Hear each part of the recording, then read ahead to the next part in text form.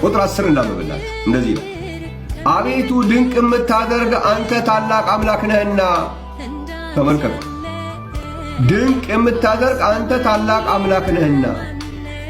ይቅርታ፣ አቤቱ ድንቅ የምታደርግ አንተ ታላቅ ነህና ይልና አንተም ብቻህን ታላቅ አምላክ ነህና። ይኸውላችሁ ታላቅ አምላክ ነው ካልክ በኋላ አጠገቡ ሌላ ነገር መደርደር አትችልም። ታላቅ አምላክ ብቻውን ነው ታላቅ አምላክ። ስለዚህ ኢየሱስን ታላቅ አምላክ ላለማለት ነው ጥረት መደረግ ያለበት እንጂ ታላቅ አምላክ ነው ካልክ በኋላ በኮሚቴ ነው ታላቅ አምላክ የሆነው። አምላክነቱ የኢየሱስ አምላክነት በኮሚቴ የሆኑ 3 ሆነው 4 ሆነው ተደራጅተው ነው በጋራ ነው ምናምን። ኖ ብቻውን ይሄም ራሱ መዘዝ አለው። ብቻውን ታላቅ አምላክ ነው ካልከው ብቻውን ታላቅ አምላክ ነው ካልክ ደግሞ እሱ ደግሞ ሌላ መዘዝ ያመጣባል። ምን የሚባል መዘዝ ያመጣል? ኢሳይያስ መጽሐፍ 64 ላይ ተመልከቱ። ይሄ ነገር እንዴት እየተያያዘ እንዴት ስርዓት በስርዓት ትእዛዝ በትእዛዝ ነው ብሏል ቃሉ። እንዴት አይነት ነገር እንዳለ ተመልከቱ። ኢሳይያስ መጽሐፍ ምዕራፍ 64 ላይ ታላቅ አምላክ ካልከው ብቻውን ታላቅ አምላክ ነው ወደሚለው ያመጣል። ብቻውን ታላቅ አምላክ ነው ካልክ ደግሞ እግዚአብሔር የተመሰገነ ይሁን ወደዚህ ደግሞ ያመጣል።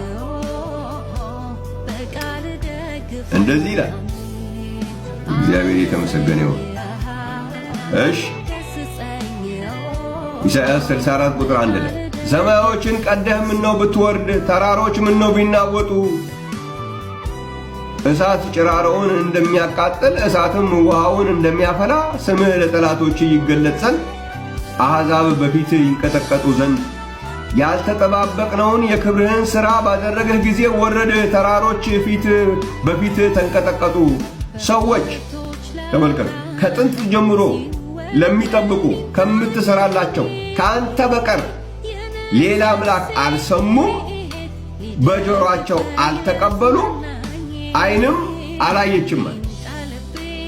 ብቻውን እሱ ብቻ አምላክ ማን ነው? ይሄ ካንተ በስተቀር እንግዲህ ቅድም መዝሙረ ዳዊት ላይ ምንድን ነው ያለው? ብቻህን ታላቅ አምላክ ነህ ያለ ሌላ የለም። እዚህ ላይ የመጣና ደግሞ ካንተ በስተቀር ሌላ አምላክን አልሰሙም፣ በጆሮአቸው አልተቀበሉም፣ ዓይናቸው አላየችም። ማን ነው ይሄ?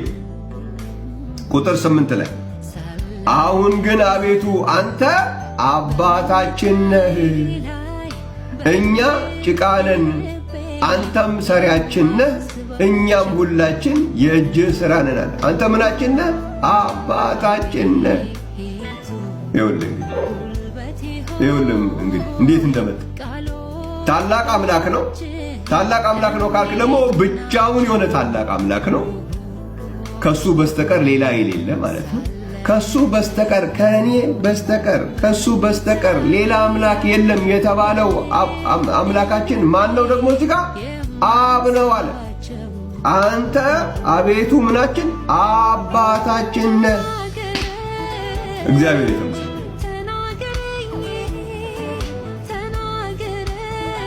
ስለዚህ ኢየሱስ ታላቅ አምላክ ነው ካልክ በኋላ አይ ሌላ